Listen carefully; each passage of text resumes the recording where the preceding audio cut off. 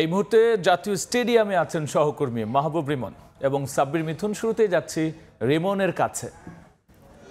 Hotel থেকে লাল সবুজের সেই স্বপ্ন বাস এখন কিন্তু স্টেডিয়ামের পথে।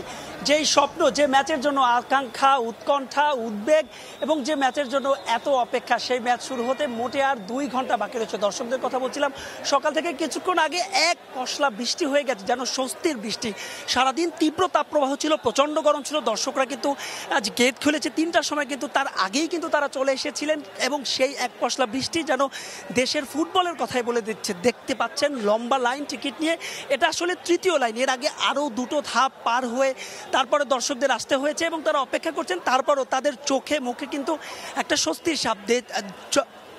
স্বস্তির ছাপ এবং দেশের ফুটবলের যে ইতিবাচক হাওয়া, যে হাওয়া লেগেছিল হামজা দেওয়ান চৌধুরীর হাত ধরে, সমিত সোমের হাত ধরে, ফাহমিদুলের হাত ধরে, সেই দেশের ফুটবলের একেবারে দর্শকরা তাদের অগুণ্ঠ সমর্থন দিচ্ছেন। এবার ফুটবলারদের পালা নিজেদের নিংড়ে দেওয়ার। এবং সিঙ্গাপুরের বিপক্ষে যে এশিয়ান কাপ কোয়ালিফায়ারের ম্যাচ, সেই ম্যাচ বলছিলাম যে মোটে 2 ঘন্টা বাকি। ইতিমধ্যে কিন্তু টিম হোটেল থেকে বেরো হয়ে গেছে, হয়তো বা মিনিট 5-এর মধ্যে কিন্তু এখানে এসে পৌঁছাবে। এই ম্যাচ নিয়ে বাংলাদেশের ফুটবল ইতিহাসে, আমরা ফুটবলের সোনালী প্রজন্মের কথা বলি, কিন্তু এই ম্যাচ নিয়ে যে পরিমাণ উন্মাদনা, দেশের ফুটবল নিয়ে এতটা উন্মাদনা আদৌ কবে কোথাও দেখা গেছে কি না সেই প্রশ্ন উঠতেই পারে। একটা টিকিটের জন্য হাহাকার, শেষ পর্যন্ত সেই সোনার হরিণ যারা পেয়েছেন, দেখতেই পাচ্ছেন সবার চোখে মুখে স্বস্তি। একটা মজার বিষয় হচ্ছে, এখানে যে সমস্ত দর্শকরা এসেছেন তার উল্লেখযোগ্য একটা সংখ্যক কিন্তু বয়সে অনেক বেশি বয়োজ্যেষ্ঠ, এবং তারা বলছেন যে অনেকেই 20 থেকে 25 বছর পরে কিন্তু তারা স্টেডিয়ামে এসেছেন শুধুমাত্র এই হামজা দেওয়ান চৌধুরীর খেলা দেখার জন্য, শুধুমাত্র ফাহমিদুলের খেলা দেখার জন্য, শুধুমাত্র সমিত সোমের খেলা দেখার জন্য। কথা বলতে চাচ্ছেন একজন, আপনি কত বছর পরে স্টেডিয়ামে এসেছেন? হ্যাঁ, আপনি আজকের ম্যাচ নিয়ে কি প্রত্যাশা করছেন? আমি আজকের ম্যাচ নিয়ে প্রত্যাশা করছি আমরা জিতবো ইনশাআল্লাহ, আল্লাহর রহমতে। একটু জানতে চাই, আপনি কত বছর পরে ফুটবল ম্যাচ দেখতে স্টেডিয়ামে এসেছেন? 30-35 বছর পর।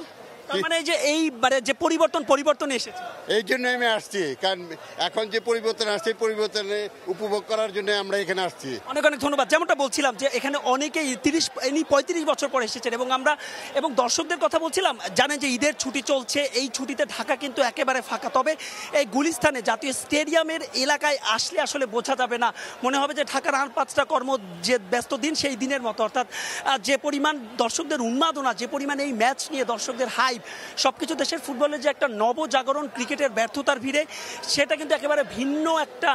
এখানে একজন ক্রিকেটার জিসান আলমকে আমরা পেয়েছি। জিসান, আমরা একটু লাইভে আছি। জিসান, ক্রিকেটার ফুটবল ম্যাচ দেখতে এসেছেন, কেমন লাগছে? আলহামদুলিল্লাহ, ভালো লাগতেছে অনেক।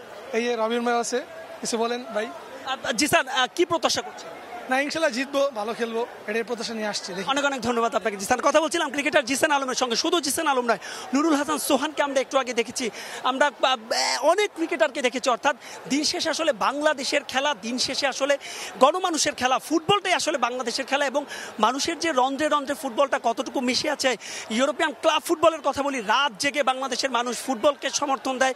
ব্রাজিল আর্জেন্টিনার যখন খেলা হয় তখন আমরা দেখি যে বাংলাদেশ ছেয়ে যায়। তবে আজ কিন্তু শুধুমাত্র বাংলাদেশের কথা, যে কারণে ক্রিকেটারও সেই স্রোতে সামিল হয়েছেন। আমরা দেখেছি অনেক অভিনেতা, অভিনেত্রী, অনেক রাজনৈতিক ব্যক্তিত্ব, সব কিছু মিলিয়ে ফুটবলের যে গণজাগরণ, যে মোমেন্টাম, শামিদ সোমকে আপনারা দেখতে পাচ্ছেন, ফাহমিদুলকে, সব মিলিয়ে একটা গণজাগরণ যে মোমেন্টাম, এই মোমেন্টামটা ধরে রাখতে হবে। এবং দেশের ফুটবলের যে একটা নতুন গণজাগরণের কথা বলছি, সেই গণজাগরণের জন্য দর্শকরা কিন্তু একেবারে লম্বা লাইন, ভিড় কিন্তু বাড়ছে। বলছিলাম যে কিছুক্ষণ আগে বৃষ্টি হয়েছিল, যে বৃষ্টির কারণে আসলে আমরা দেখেছিলাম যে এখানে একটু দর্শকরা ভেতরে ঢুকে গিয়েছিলেন, কিন্তু যেহেতু আবার বৃষ্টি শেষ হয়ে গেছে, দর্শকরা কিন্তু এখানে আসছেন এবং তারা প্রাণ ভরে কিন্তু তারা এখানে উল্লেখ করছেন।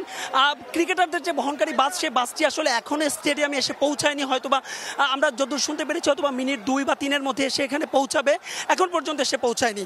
তবে 3 নম্বর গেটে রয়েছেন আমাদের সহকর্মী সাব্বির মিথুন। দর্শকদের উৎকণ্ঠা এবং উন্মাদনার সবশেষ খবর জানতে এই মুহূর্তে আমরা যোগ দিচ্ছি মিথুনের সঙ্গে। আমি এই মুহূর্তে অবস্থান করছি ন্যাশনাল স্টেডিয়ামের 3 নম্বর গেটে, যেখান থেকে মূলত সাধারণ দর্শকরা ঢুকবেন। আমার পেছনে আপনি দেখতে পারবেন স্টেডিয়াম ম্যাচ, এই গোটা স্টেডিয়াম এলাকার আবহাওয়াটা কেমন। আসলে এখান থেকে আমরা সকাল থেকে এখানে ছিলাম এবং মানুষের যে ফুটবল প্রেম, ফুটবল উন্মাদনা, তা কিন্তু নতুন করে একটা পরিচয় পাচ্ছে বাংলাদেশ সিঙ্গাপুর ম্যাচে। এখনও দর্শক প্রবেশ করছে, যদিও বা বাফুফের নির্দেশনা ছিল যে 5টার পরে আর এই গেটগুলো থেকে সাধারণ দর্শক ঢুকতে পারবে না। তবে বৃষ্টির কারণে মাঝে অনেকটা সময় সময় কিন্তু বন্ধ ছিল মাঠে দর্শক প্রবেশ কিংবা স্ক্যানিংয়ের যে বিষয়টা, তারপরেও সেই বৃষ্টিতে ভিজে তারপরে কিন্তু তারা এখানে এসেছে শুধুমাত্র একটা কারণে, বাংলাদেশের ম্যাচ দেখবে। স্টেডিয়াম চত্বরে লাল সবুজের একটা প্রভাব, তার পাশাপাশি বাংলাদেশের যে জার্সি, সেই জার্সি পরে কিন্তু দর্শকরা মাঠে এসেছে। এই দর্শকদের অধিকাংশরাই কিন্তু আসলে বৃষ্টিতে ভিজেছে, তারপরে আবার গরমে ঘামিয়েছে, কিন্তু ওই দেশের প্রতি যে প্রেম বা ভালোবাসা, সেই ফুটবলের প্রতি যে আবেগ, সেই আবেগের জন্যই হয়তো এত পরিমাণ বিড়ম্বনার সাক্ষী হওয়ার পরেও তারা কিন্তু সেই ম্যাচ দেখতে মাঠে উপস্থিত হয়েছে। যেমনটা আপনারা জানেন যে টিকিট কিন্তু নির্ধারিত সময়ে বিক্রির পরেই, কিছু সময় পরেই আসলে সোল্ড আউট হয়ে গিয়েছে। সেই টিকিট নিয়ে একটা হাহাকার আছে। তবে আজকে স্টেডিয়াম চত্বরে আমরা তেমনভাবে কোনো ধরনের হ্যাসেল কিংবা বিড়ম্বনার সাক্ষী হতে দেখিনি দর্শকদের। পাশাপাশি এই মুহূর্তে যে সবশেষ খবর সেটা হচ্ছে বাংলাদেশ দল কিন্তু এরই মধ্যে মাঠে প্রবেশ করেছে, তাদের টিম বাস চলে এসেছে। এখন বাজে 5:10-এরও কিছুটা কম। এরপরে কিছুক্ষণ ওয়ার্ম আপ হবে, ওয়ার্ম আপের পরেই কিন্তু তারা মূলত মাঠে নামার যে প্রস্তুতি, সেই প্রস্তুতিটা কিন্তু সারবে। দল হোটেল থেকে রওনা করে খুব দ্রুত সময় এসে গেছে, কারণ রাস্তাঘাটেও কিন্তু ঈদের কারণে ওই রকমভাবে চাপ নেই। তার পাশাপাশি যে ওয়ার্ম আপের বিষয়টা থাকে বা গা গরমের বিষয়টা, পরিকল্পনা সাজানোর বিষয়টা, সব মিলিয়ে বাংলাদেশ দল মাঠে আসার মাধ্যমে সেই আবহটা কিন্তু বেশ ভালোভাবে স্পষ্ট হয়েছে। দর্শকরাও এখনো প্রবেশ করছে, হয়তো আরও কিছু দর্শক স্টেডিয়াম এলাকায় আছেন যারা কিনা হয়তো দেরিতে এসেছেন কিংবা এখনো প্রবেশ করতে পারেনি। এখানে যে ভলান্টিয়াররা রয়েছে তারা কিন্তু সেই টিকিট স্ক্যানিংয়ের মাধ্যমে তাদেরকে প্রবেশ করতে দিচ্ছে, এবং এখনো আসলে 3 নম্বর গেটে তেমনটা চাপ কমেনি। এই এলাকা জুড়ে বিভিন্ন ভলান্টিয়ার দায়িত্ব পালন করছেন, তারা কিন্তু সেই স্ক্যানিংয়ের কাজ থেকে শুরু করে তারা মাঠে যে কোনো ধরনের বস্তু যেগুলো আসলে প্রবেশ করতে পারবে না, সব কিছু মিলিয়ে এই মুহূর্তে আমি চলে যাব আমার সহকর্মী মাহবুব রিমনের কাছে। তিনি আছেন 1 নম্বর গেটে, যেখান থেকে আসলে বাংলাদেশ দলের টিম বাসটা এই মুহূর্তে প্রবেশ করবে।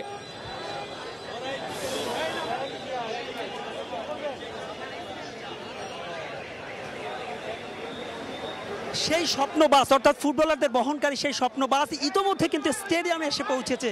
যেই বাস, অর্থাৎ যেই বাসে করে কিন্তু শামিদ সোম, হামজা দেওয়ান চৌধুরীরা কিছুক্ষণের মধ্যে এখান থেকে বের হবে। দর্শকদের উন্মাদনা তো দেখছেন, গণমাধ্যম কর্মীদের উন্মাদনা, দেশের ফুটবলের রং বদলে গেছে, এবং কিছুক্ষণের মধ্যে হয়তো একে একে বহনকারী যে দুটো বাস, অর্থাৎ সিঙ্গাপুরের বাস এবং বাংলাদেশের বাসে, এই মুহূর্তে আসলে টিভি স্ক্রিনে যে বাসটা দেখতে পাচ্ছেন, এই বাসে করেই কিন্তু বাংলাদেশ জাতীয় ফুটবল দল তাদের সেই স্বপ্ন বহনকারী স্বপ্নের বাসটি করে কিন্তু তারা স্টেডিয়ামে চলে এসেছে। এবং মহা গুরুত্বপূর্ণ ম্যাচ, এ কারণে প্রথম ম্যাচ ভারতের সঙ্গে বাংলাদেশ দারুণ ফুটবল খেলার পরেও কিন্তু শেষ পর্যন্ত মোটে একটা পয়েন্টই পেয়েছে। তবে এবার যদি সিঙ্গাপুরকে হারাতে পারে তবে নিজেদের ফুটবল ইতিহাসে দ্বিতীয়বারের মতো কিন্তু যে এশিয়ান কাপ কোয়ালিফায়ারের কথা আমরা বলি, যে এশিয়ান কাপ কোয়ালিফায়ারের জন্য মোটে একবারই আমরা খেলছি। দেখতেই পাচ্ছেন আসলে এক এক করে সবার আগে বাংলাদেশ জাতীয় দলের ম্যানেজার আমের খানকে আমরা দেখতে পাচ্ছি। আমের খান বাস থেকে নেমেছেন এবং একে একে ফুটবলাররা কিন্তু আসলে একে একে কিন্তু ফুটবলাররা কিন্তু বের হচ্ছেন একে একে। সাদমান সাকিব বাংলাদেশ ফুটবল ফেডারেশনের মিডিয়া ম্যানেজার, সবাইকে কিন্তু আসলে এক এক করে তিনি পুরো পরিবেশ আসলে দেখছেন, আগে পুরো পরিবেশ দেখার চেষ্টা করছেন, এরপর ইতিবাচক নিশ্চয় সংকেত পেলেই এখান থেকে ফুটবলারদের নামার তিনি অনুমতি দেবেন। একই সঙ্গে কিন্তু ফুটবলারদের পরিবারের সদস্যদেরও আমরা দেখতে পাচ্ছি, এবং ধীরে ধীরে কিন্তু সবাই যে স্টেডিয়াম, সেই স্টেডিয়ামের ভেতরে প্রবেশ করছে। সবার আগে আসলে আমরা দর্শক যেই ফুটবলার নামছেন আমরা সাথে সাথে আপনাদেরকে বলে দেব। এবং দেখতেই পাচ্ছেন, বলছিলাম যে বহনকারী বাস, আমরা ফুটবলারকে, আমরা তপু বর্মনকে দেখতে পেয়েছি। তপু বর্মন ইতিমধ্যে ঢুকে গেছেন। বাংলাদেশ জাতীয় দলের জামাল ভুঁইয়া বাংলাদেশ জাতীয় দলের অধিনায়ক। দর্শকদের চিয়ার আপ নিশ্চয় শুনতে পাচ্ছেন। এই জামালেই কিন্তু শুরু হচ্ছে। সাদউদ্দিন, সিলেটের সন্তান, হামজা দেওয়ান চৌধুরী, এই হামজা চৌধুরীর জন্য দেশের ফুটবল বদলে গেছে। বারবার বলছিলাম, আমরা মুরসালিনকে দেখতে পেয়েছি, আমরা তারেক কাজীকে দেখতে পেয়েছি, ডিফেন্ডারের অতন্ত্র প্রহরী, আমরা ফাহমিদুলকে দেখতে পাচ্ছি। সব মিলিয়ে বাংলাদেশের, বলছিলাম যে বাংলাদেশের ফুটবল নিয়ে যে উত্তাপ, আমরা ফাহিমকে দেখতে পাচ্ছি। ফাহিম ইতিমধ্যে প্রবেশ করেছেন, মুরসালিনের কথা বলছিলাম। এবং যখন আমরা সোহেল রানাকে দেখতে পাচ্ছি, আগের ম্যাচে ভুটানের বিপক্ষে কি অসাধারণ গোলটাই করেছেন, যেন মোনালিসার সেই চিত্রকর্ম, অর্থাৎ লিওনার্দো ভিঞ্চির সেই চিত্রকর্মের মতোই সোহেল রানার গোল।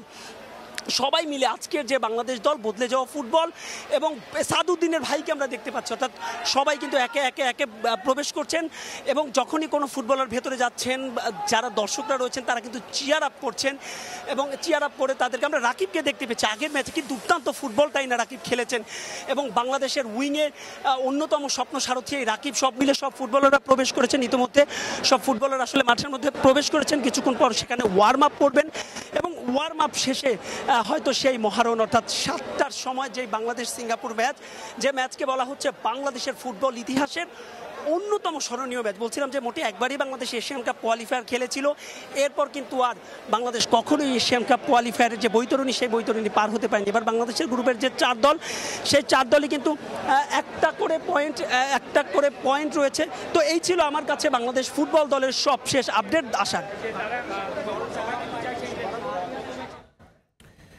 আমরা সরাসরি ছিলাম জাতীয় স্টেডিয়ামে, যেখানে সহকর্মী মাহবুব রিমন এবং সাব্বির মিথুন আজকে যে বাংলাদেশ সিঙ্গাপুরের বিগ ম্যাচ, সে ম্যাচের এখনকার পর্যন্ত সবশেষ নিয়ে কথা বলছিলেন।